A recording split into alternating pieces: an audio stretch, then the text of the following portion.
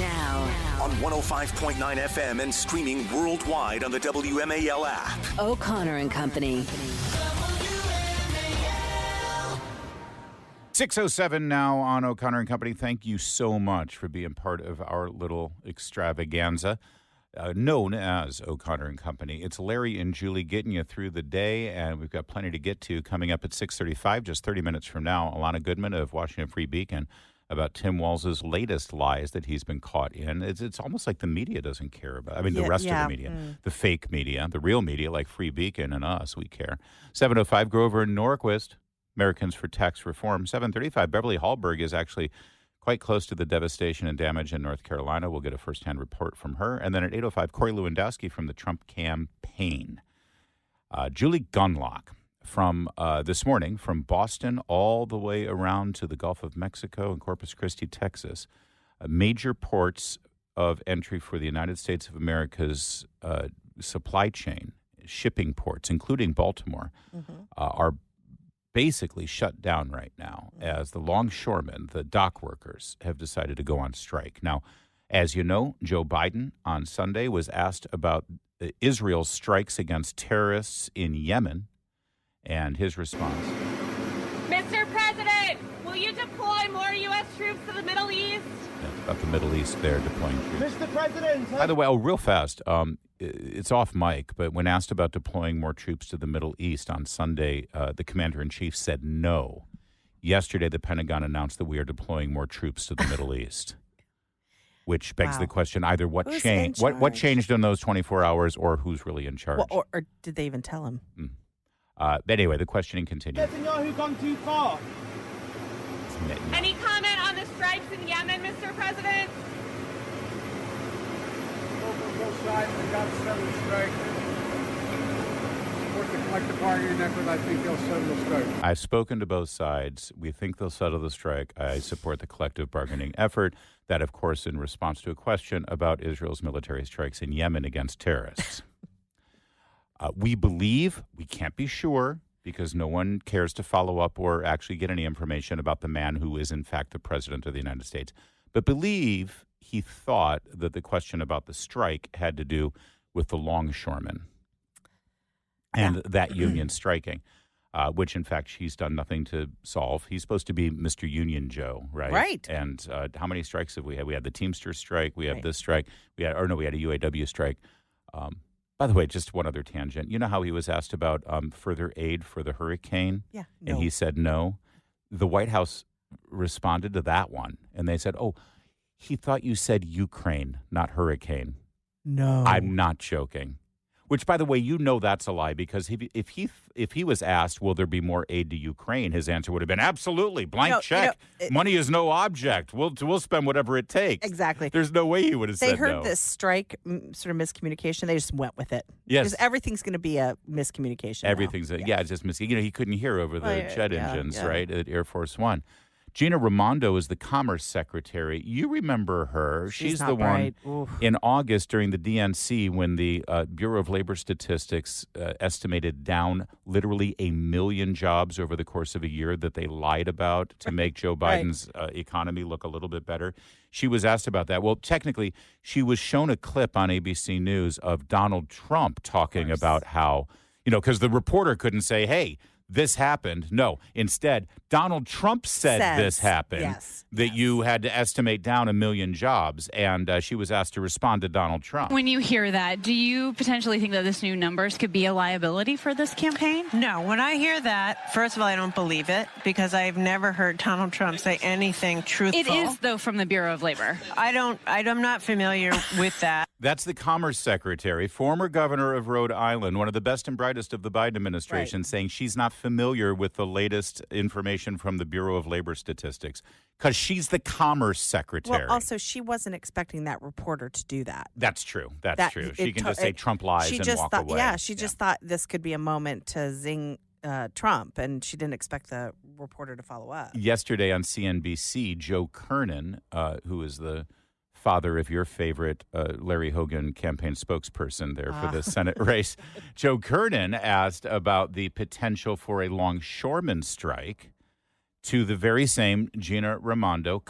She is the Secretary of Commerce. Yes. Does she know what the word commerce means? I assure you it has something to do with imports and exports out of our major ports. Otherwise known as commerce. Thank you. Where have you been kind of focused and hearing on what would happen if the strike goes, let's say, longer than a week? Again, I have not been very focused on that. She's the Secretary of Commerce. Not focused on that. Well, I'll tell you what she's focused on. She's focused on doing television appearances as a surrogate for Kamala Harris. She's one of the top people in the Harris campaign. She does the surrogate circuit, which should tell you that she's in line for a cabinet position, and she's already got a cabinet position, so that means they're going to promote her. She'll be your Treasury Secretary before all is done. Yeah. You know, Larry, sometimes when your boss goes on vacation and, maybe you're not putting in quite the amount of work. Exactly. I feel like they're all like, mashed potato brains. He's not going to notice. This is a great point. I mean, who's going to fire me? Right. What are they going to do? Fire me? Yeah. Well, please. Obviously, Jill doesn't care anymore. If he can keep his job, God knows. Yeah. If Mayorkas can keep his job, there's no way anyone's going to fire me. That's true. Being a cabinet secretary in the Biden administration. The best job out there. It's the greatest. Who's going to fire you? Yeah, I don't. The Longshoremen strike, it'll resolve itself. Who Biden cares? thinks he told me off. He just doesn't remember. Meanwhile, while all that's going on, here's Harold Daggett, president of the Longshoremen, speaking yesterday. Everybody went to work during COVID. Nobody stayed home. Well, I want to be compensated for that. I'm not asking for the world. They know what I want. They know what I want. And if they don't, well, then I have to go into the street and we have to fight for what we rightfully deserve. Is this not a scene from On the Waterfront or something? Completely. This is like Marlon Brando as they're wrapping the fence outside the house with their baseball bats. Real nice house you got here. It'd be a shame if something happened to it. John Voight is going to do a great job in the movie. I worked during COVID. Hey, I'm not asking for the world. No one stayed home. Yeah, we all worked during COVID. Yeah. These people today don't know what a strike is. These people. I'll show you a strike. When my men hit the streets, from Maine to Texas, every single port will lock down. You know what's going to happen? I'll tell you. First week, be all over the news every night, boom, boom. Second week, boom, boom. Guys who sell cars can't sell cars because the cars ain't coming in off the ships. This actually was my favorite episode of The Sopranos. Do you remember this one? Oh my gosh, it was great, especially with the Russian girlfriend without a leg. I remember this one. He went on. This is like scary stuff. Now I have the president screaming at me, I'm putting a Taft-Hartley on you. Go ahead. Taft-Hartley means I have to go back to work for 90 days. That's a cooling off period. Do you think when I go back for 90 days, those men are going to go to work on that pier? It's going to cost the company's money to pay their salaries.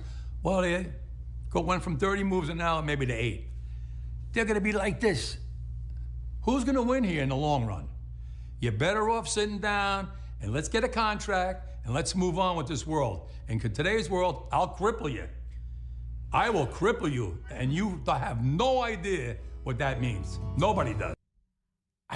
This is serious stuff, what's going on here. And now here we are. We are on strike as of this morning. They are out there. They're out there in Baltimore, on the picket line in the rain. And where's the Secretary of Transportation, by the way? This is a big deal. Where's Buttigieg? Well, Buttigieg is pretending to be J.D. Vance. He's pretending to be a manly man in his Tim Walz. As he and Tim Walz are burning the midnight oil late into the evenings, into the early mornings. A disaster. The two of them are doing their debate prep where Pete Buttigieg is J.D. Vance, Tim Walz is playing himself, and they are just going at it all hours of the night, hitting each other hard. I mean, it's got to be a late night. What? They're not getting any rest. It's got to be like a boiler room in there, hot and sweaty and just tireless with the effort going on here. I wonder, Doug Emhoff is probably, he's watching. He's probably not participating in that. Anyway, there you go. That's your longshoreman strike right now. I will cripple you, and you have no idea what that means. Honestly, replace them all with robots. Yes. Automate the whole thing. Yes, this is one advertisement for automation. We are done. 6:16. Let's get straight to Jamie Whitten. I'm just imagining Larry, how tough that debate prep is between the two of them. Just go to Jamie. Really hard at work. Banging one out. Stop. Jamie's in the Hadid Carpet Cleaning Traffic Center. It's not funny, Jamie. Well, stop. You have no idea. Interstate 95 South. News is brought to you by Baird Financial. Boom, boom. Second week, guys who sell cars can't sell cars because the cars ain't coming in off the ships. They get laid off. Third week, malls start closing down. They can't get the goods from China. They can't sell clothes. They can't do this. Everything in the United States comes on a ship. They go out of business. Construction workers get laid off because the materials aren't coming in. The steel's not coming in. The lumber's not coming in. They lose their job. Everybody's hating the longshoremen now because now they realize how important our jobs are. He's not wrong, actually. I mean, they are important, and we do need to have this resolved. And it shouldn't have gotten to the point where we've got a strike. And when he says... Where have you been kind of focused? When he says... I will cripple you, and you have no idea what that means. Nobody does. Quite a gamble, though, for this guy to make these sort of Why threats. is it a gamble? In light of how much automation is in the future for a lot of... No, the labor movement has never cared about that. His job right now is to get the best contract for his boys right now, and he will. But please, when everybody demanded $20 an hour, and we all said McDonald's is going to automate the ordering process. When you go into a McDonald's right now, there will be one person sitting behind a counter, and there's nothing but touchscreens everywhere else. Because if you can take money out of your bank account, you can order a quarter pounder. There is a lot of automation, Larry. That's my point. And we warned them all, and nobody listened, so they pushed through their $20 an hour, and now it's all automated. When you go to remember when the giant cashiers went on strike? Six, 7 years ago. And I said, you guys don't do this because we're all going to check we can scan our own thing on the window. And everyone yelled. I remember getting mean emails from giant cashiers saying, I can't believe you said that. Where are they now? Yeah. When you go to the groceries, maybe you stand in line or maybe you choose to go scan it yourself. But that scan it yourself aisle is getting bigger and bigger and bigger now. And in the trucking industry as well. I mean, you drive a Tesla. This guy does not care. That's not his job. He is going to get a great deal. You know why? Because Election Day is 5 weeks from today. He also sounds like a gangster. And everybody's scared. And everyone's scared of him. But no, it's because this is about politics more than it is about good old-fashioned union intimidation. Everything he said right there is about, a week into this. Everyone's going to say, it's about the longshoremen. A week from now, it's going to affect car dealers. A week after that, it's going to affect Costco. It's going to affect Walmart. Yeah. It's going to affect Sam's Club. Everyone's going to figure it out. According to some of the reports, it could affect alcohol. That alone is settle this thing now. Thankfully, I just drink Virginia wine, so we're going to be okay. But no, we are 5 weeks away from Election Day today. Joe Biden, Kamala Harris, and the Democrats will put so much pressure on management and government pressure. You think that this guy's intimidating. Hey, real nice house here. Shame if anything would happen to it. No. They're going to start getting calls from the FBI saying, we think you guys might be evading taxes. We're going to have to look at your books unless you settle this strike. They're going to start getting calls from the federal government, the agencies that Joe Biden's in charge of, and they're going to put pressure on on the industry. Larry, there's no record that the Department of Defense could be used, the Department of Justice could be used that way. For political purposes? Oh, I know. Merrick Garland has told us that would never happen. What do you think those 85,000 new IRS agents are doing? Yeah. What do you think they're going to be doing? They're a weapon to be used by Joe Biden and the Democrats. And they will settle this because they're the party of big labor, or so they tell us. And that's how this is going to resolve. But as of now, right now, as we speak, 45,000 port workers are officially on strike. By the way, first time since 1977. Jimmy Carter was president. The comparisons to the Carter administration really are striking. Yep. Nearly 50,000 members of the International Longshoremen's Association are on strike for the first time. It's happening right now. I have no doubt that Joe Biden will solve this, and the media will paint him as a hero. But understand something. It didn't even have to get to this point. The reason that they feel emboldened to go on strike, the reason that this guy, Harold Daggett... I will cripple you. The reason that he is absolutely bold enough to stand out there and say that is because they know that the Democrats will do whatever it takes to make sure that they win this round. They won't win in the long run. You're right. Automation, absolutely. Automation has already replaced a huge number of longshoremen, and it will continue to creep in. But as of now, he knows that he's got the Democrats on his side because this is really more about the presidential election. Why do you think it's timed out this way? That's what's happening. It's 6:23. Now on 105.9 FM and streaming worldwide on the WMAL app. O'Connor and Company. 6:37 now on this first day of October, by the way. Welcome to the first day of the fiscal year of the federal government. How about that? How about that? Is that not a D.C. sort of DC way to thing. start a morning show? Yes. The rest of the real world is looking at this as the fourth quarter of the calendar year, although in New York we would call this the second quarter of the fiscal year. And kids are like, it's almost candy day.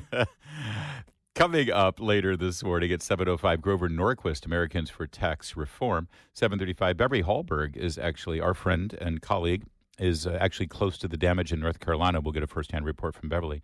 And then at 8:05, Corey Lewandowski from the Trump campaign will give us a debate of tonight's preview. A debate of tonight's preview. A preview of tonight's vice presidential debate, which, by the way, you will hear right here on WMAL. That's Julie Gunlock. I'm Larry O'Connor, and joining us now to extrapolate on a story we discussed in the last hour is Alana Goodman. She is a senior investigative reporter at the Washington Free Beacon, one of the only entities out there continuing to do very real investigative reporting. Alana, thanks so much for joining us this morning. Thanks for having me. Well, you heard me say that we're going to be broadcasting that vice presidential debate tonight, and your story that you broke yesterday about yet another lie from Tim Walz, this one a claim that he has made repeatedly that he was in Hong Kong during the Tiananmen Square massacre. It can't be true based on the evidence that you found, Alana. Do you think maybe this will show up in the debate tonight? Is anyone going to ask him this question, or it's just going to be about cats and dogs in Springfield? Well, I hope they do, because he hasn't responded to any questions about this from us. This was actually reported first by Minnesota Public Radio yesterday. So Tim Walz, he has falsely claimed that he was in Hong Kong during the student protest that led to the Tiananmen Square massacre in May of 1989. But he was not. He was thousands of miles away. He was in Alliance, Nebraska.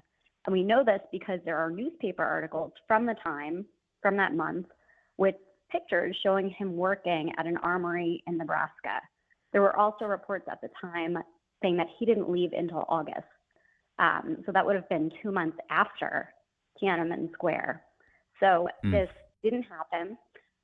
It's unclear why he has embellished this, but it's part of a pattern for him.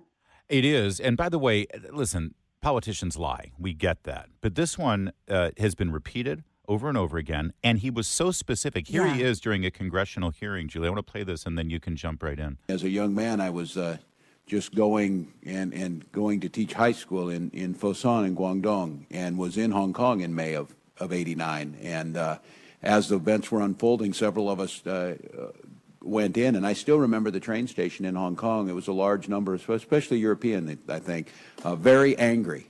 Yeah, they were probably Brits, because this was still when Hong Kong was under British control. Yeah, Alana, there's something about that. I still remember the train station, that narrative, that storytelling there. You know, it's like someone saying, I remember the smell, or I remember, what I saw.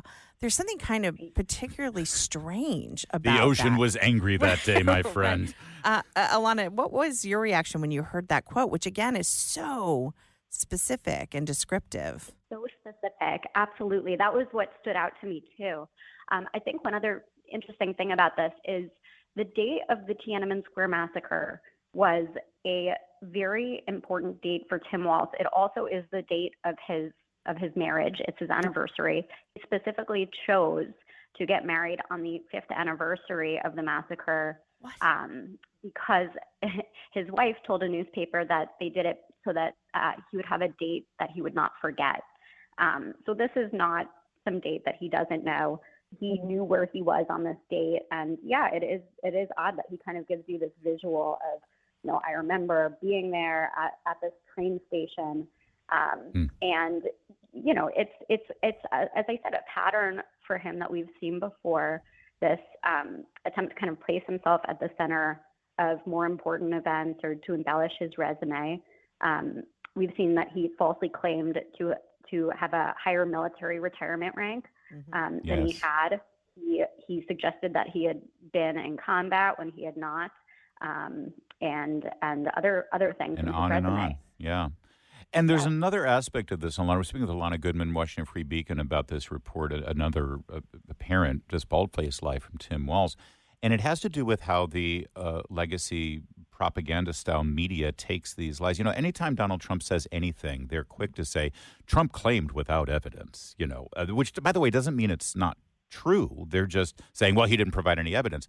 But here you cite, here's a New York Times article, and I'm quoting it now.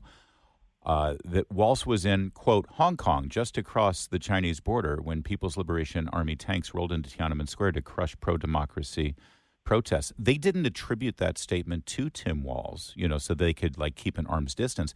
The New York Times owned that. They claimed that as if it were fact, and all they had to go on was Walz's testimony. So, I mean, when other news outlets then repeat the lie without any actual scrutiny as to whether it's accurate or not, that's sort of, they're participants in the lie now. Right. That's a really good point. And, I also have reached out to the New York Times about this to see if they're going to update or correct that story, because that was in the lead of a major profile piece on Tim Walz that they wrote. CBS News had a similar article as well, where they put that in their lead for a longer piece on Tim Walz and China. So, I am interested to see if there will be some correction or update to this. That would be a major error if not corrected. Hey, Alana, you have one more thing to say. We have a couple more questions. Can you hold over just for another segment? Because I think it's very important, not just about Tim Walz and his obvious a penchant for telling tall tales about his history, but also about how the media covers this. And since it's the debate tonight, can you stick with us for one more segment? Sure, absolutely. Oh, good. Alana Goodman, Free Beacon, stays with us. Just going going to teach high school in Fosun in Guangdong, and was in Hong Kong in May of '89. Here we go. We're talking to Alana Goodman, Washington Free Beacon. Alana, I wanted to follow up on this quote and this picture that he painted, sort of this very specific lie. He said, I still remember the train station. But he has lied repeatedly about everything else, about many things. His rank, the fact that he didn't serve in war, that he didn't carry a weapon in theater, and now this. It really makes me question the vetting that went on from the Harris campaign. Have you talked to anybody about that? Has that been something that people are just saying, sort of scratching their head and saying, why are these things trickling out? Your reporting is incredible, and thank God for the investigative reporting that you're doing and others at the Washington Free Beacon. But are people starting to wonder, gosh, did anybody ask any questions or do any research on this guy? Yeah, I think you would have to be, judging by how many things have come out that just haven't been true that he has talked about. And even while we're discussing this now, there are other things that come to mind besides the military exaggerations and things like that. He's also, as we reported over the summer, said that he was continuing to get his doctorate almost a decade after he dropped out of this graduate program, and continuing to say, I'm in the process, I'm almost there getting my doctorate. A decade after he left the program. So am I. This was after he technically, I'm in the years process of getting my doctorate, too, just so you know, Alana. Technically. Right. We could all say that.